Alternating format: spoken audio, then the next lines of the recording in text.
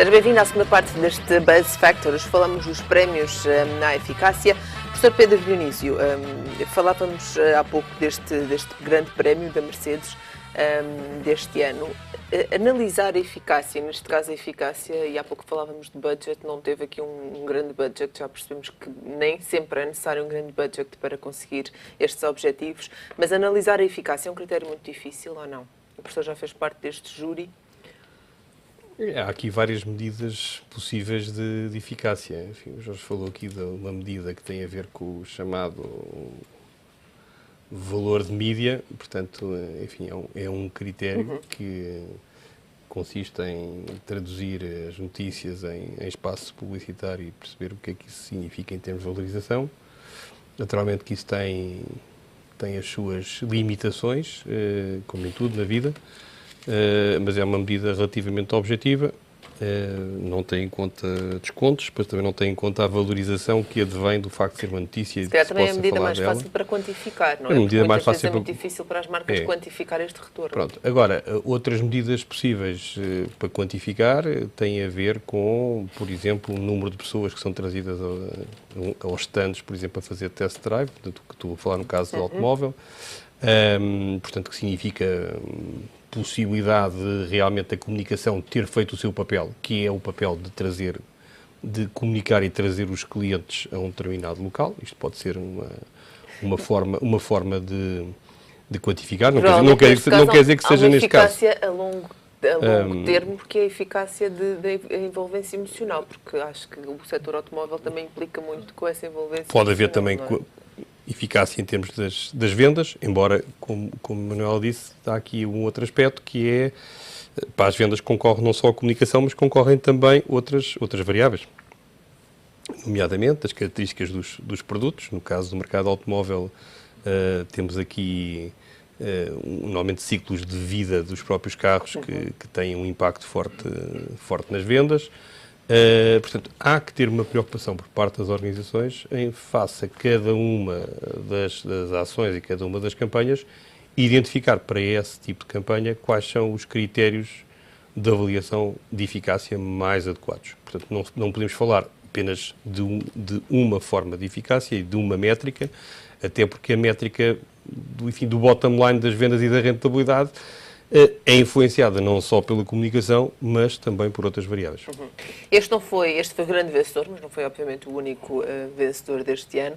Dos vencedores, vai levar muitos case studies para um espião, não? Isso também depende aqui um bocadinho da colaboração das marcas.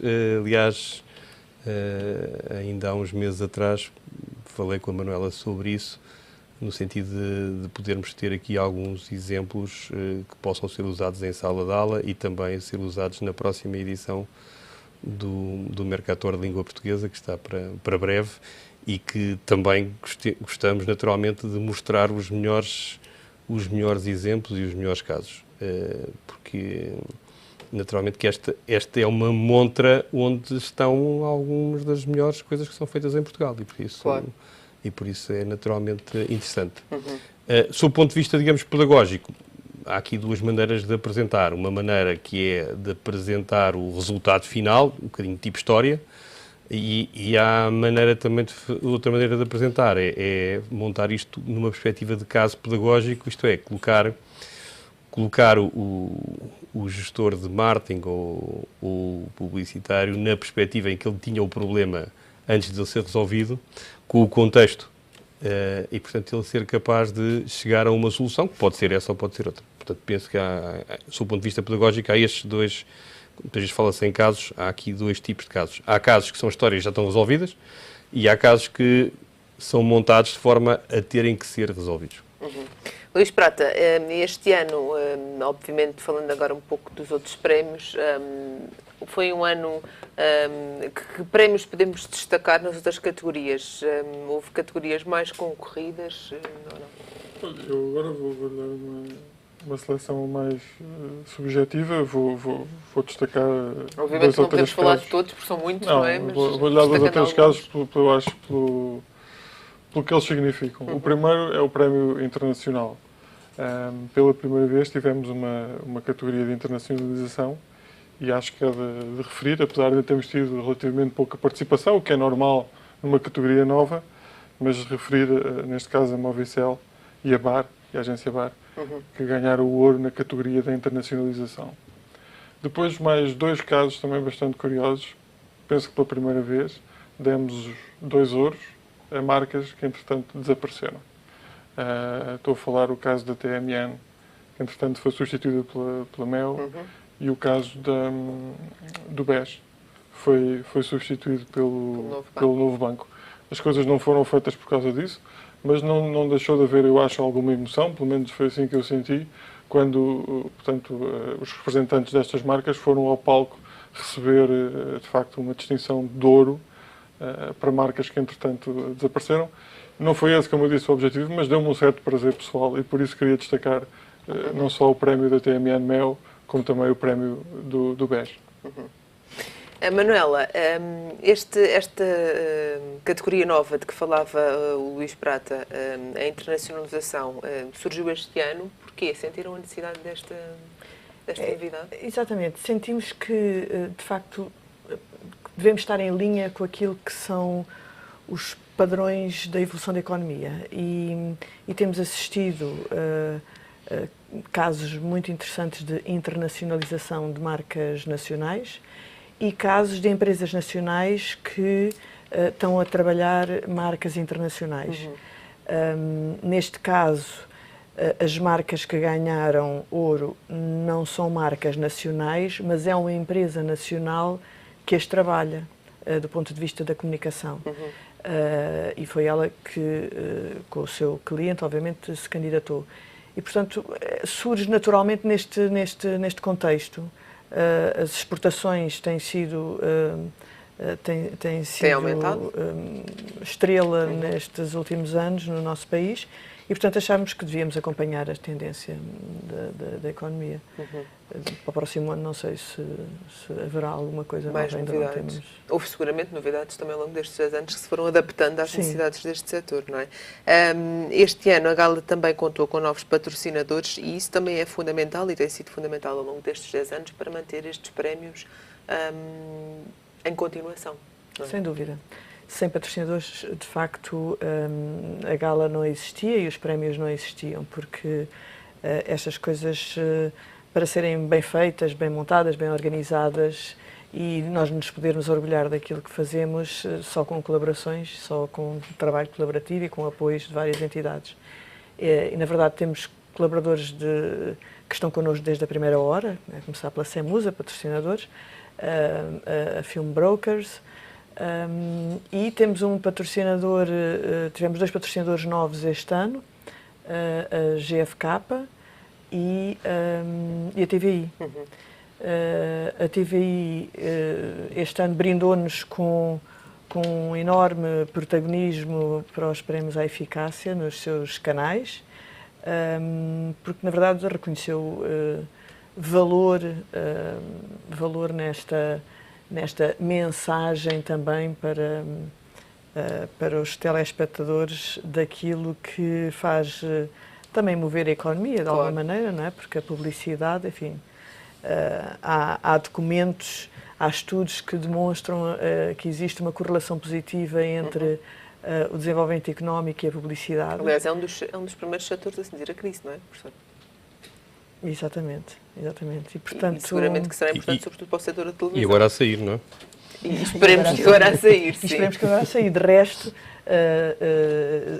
os sinais do crescimento dos investimentos publicitários, que o acumulado a outubro já estão nos 17%,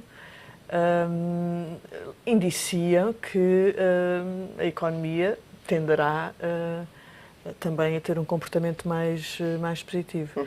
E, de facto, esta indústria mexe com muita gente, não é?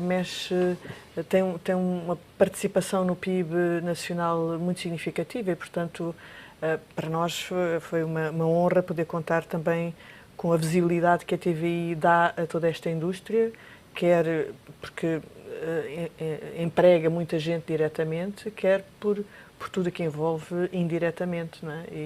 E ter normalmente a publicidade é sempre vista pelo lado mais negativo, não é? Há sempre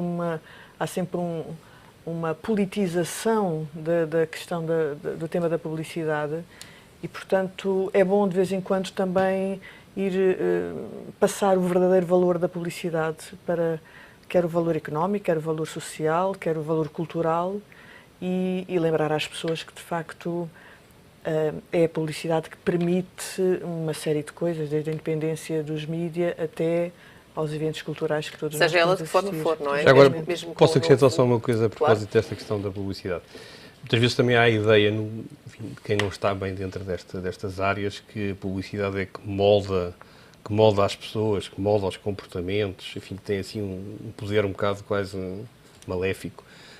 Isto não é verdade. E nós, ao analisarmos a evolução dos 10 anos, vemos que a publicidade faz uma coisa que é muito mais natural e normal, que é perceber quais são os valores da sociedade, estas questões que a Manuela já falou aqui relativamente às preocupações, por exemplo, da poupança, o envolvimento dos consumidores com os aspectos digitais e tudo.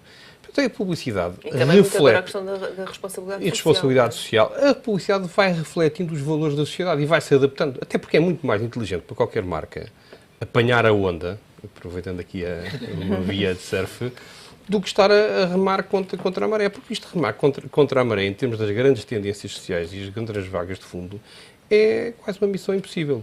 A publicidade, aquilo que faz é procurar perceber quais são os valores, quais são os sentimentos e por isso, quando nós olhamos para vários anos e o que é que tem acontecido ao longo dos vários anos, vemos a comunicação naturalmente responder a essas diferentes preocupações e essas diferentes abordagens.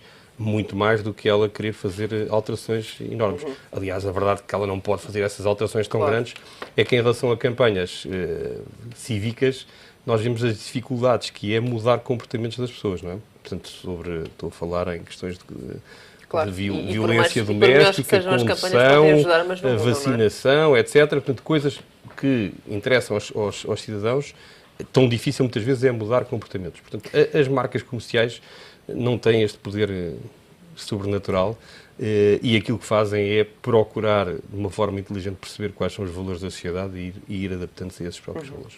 Jorge, estes valores estão a ficar mais positivos? Estamos a começar a sair destes tempos difíceis de crise ou não? Para as marcas, já podemos falar em melhores dias? Eu acho que, no geral, pensar tudo isto que dissemos aqui é verdade. No caso da Mercedes-Benz em particular, nós temos vindo a construir a marca ao longo do tempo. Nos períodos de crise nós não levantámos o pé do investimento, antes pelo contrário. Tendencialmente as marcas caminham para a situação de desconto, oferta, promoção. O fator preço. Fator preço. Nunca caminhámos por aí, caminhámos sempre na construção da marca e do valor que atribuímos à marca per si. Isto para dizer que, se nós virmos nos últimos 3 anos pelo menos, e no período em que houve a crise, a Mercedes esteve sempre em crescimento em termos de investimentos e continuamos.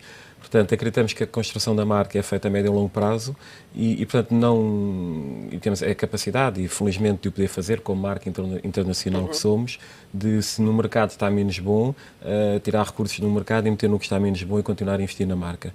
Portanto, eu nunca senti essa crise, em termos de vendas, naturalmente que sim, não em termos de marca, em construção de marca. Aliás, tudo isto que estamos aqui a falar hoje, praticamente o investimento inicia-se no momento de crise. Portanto, foi neste momento de crise que surgiu a ideia boa, a ideia do low cost, por assim dizer, e que teve esta amplificação enorme de construção de marca. Portanto, não sentimos essa crise. Nós não sentimos, de facto, essa crise e continuamos a apostar em construir a marca e trazer valor para a marca. Essa aposta contínua é importante, mesmo nos períodos mais difíceis, para não desligar o consumidor da marca? Claro, é fundamental. E acho que é nesses períodos de crise que conseguimos trazer mais consumidores à marca. Porque eles estão... este envolvimento mais emocional? Exatamente, porque há um envolvimento emocional e é quando o consumidor não está predisposto a comprar, porque há crise, por isso a crise significa não há compra, não há mercado a funcionar, ele está mais predisposto provavelmente a receber estas mensagens mais emocionais e de construção da sua marca dentro da sua cabeça. E a saída da crise permite-nos ser mais fortes naturalmente. E tem sido esta a estratégia que temos vindo a seguir. Luís Prata, como presidente do júri, mas também como membro de uma marca, não é? Este é também, como dizia há pouco a Manuela Botelho, um habitual ponto de encontro das marcas, de anunciantes, de agências, de empresas, é um habitual ponto de encontro do setor.